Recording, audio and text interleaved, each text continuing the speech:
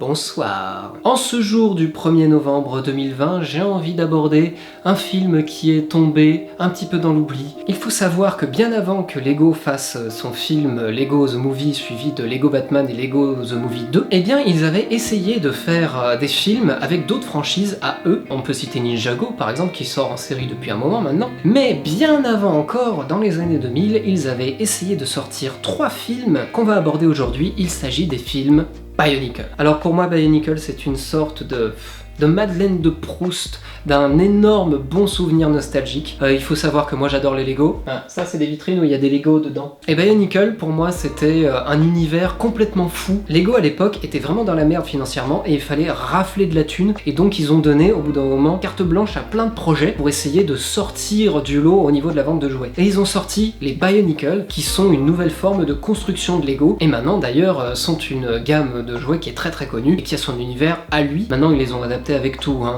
surtout les figurines de Star Wars. D'ailleurs, je me demande si je les ai encore. Hop là! Voilà, tous mes Bionicle. Mon petit Kopaka, c'est mon premier. J'en suis tellement fier.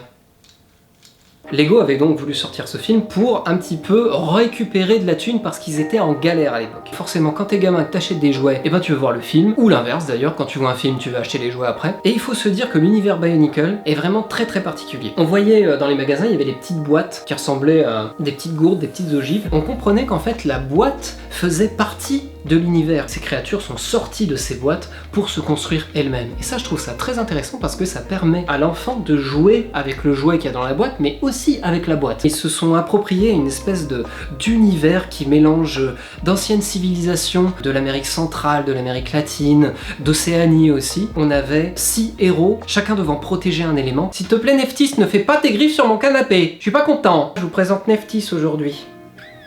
Oh, vous t'aimes pas quand on te porte, toi. Ah, c'était.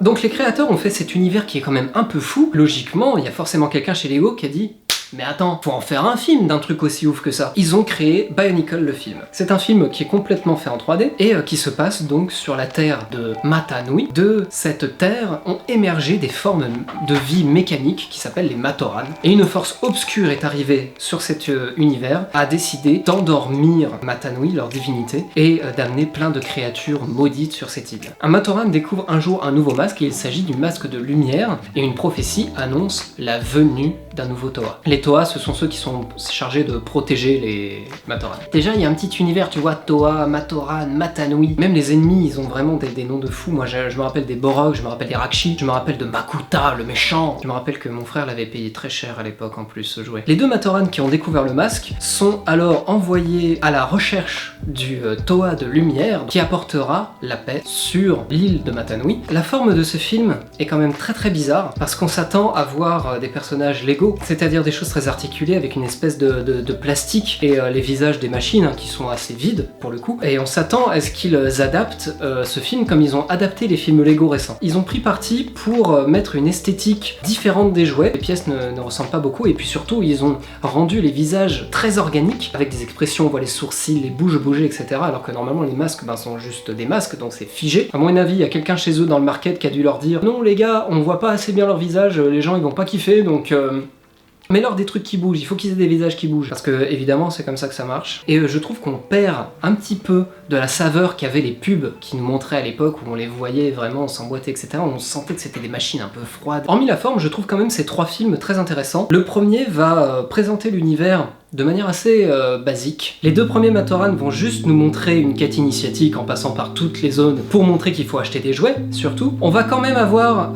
une belle identification au niveau des personnages, notamment avec tous les Toa qui ont des caractéristiques différentes. Mais aussi là où je trouve que c'est brillant, déjà c'est de ne pas prendre les enfants pour des imbéciles en leur montrant des vraies créatures effrayantes. Les méchants dans l'univers Lego étaient caractérisés par leur forme, qui était un petit peu plus bizarre par rapport aux autres jouets qu'on leur vendait. Par exemple, les Toa, ils vont avoir une stature qui est assez humanoïde, alors que les autres créatures vont être un petit peu plus biscornues, un petit peu plus étranges. Ils se sont dit, tiens, on va jouer la carte à fond. Dans nos machines, on va faire en sorte d'y foutre des aliens, des facehuggers. Voilà, le fait de montrer qu'il y a absolument rien d'humain dans ces créatures oppose bien ça par rapport aux persos principaux. Pour moi, ça caractérise très bien les antagonistes. Il y a un autre truc que je trouve très sympa au niveau de leur approche cinématographique, ça va être sur la fin. On va présenter les 2 Matoran, on va dire qu'il y en a un, c'est l'élu. C'est lui qui doit apporter absolument le masque au 7e Toa pour le réveiller. Et on va se rendre compte que c'était le deuxième Matoran, celui qui l'accompagnait, qui était le 7e Toa. Donc ils ont dû en apprendre sur eux-mêmes, sur l'un et l'autre, mais en plus de ça, on montre dès le début que Jaler est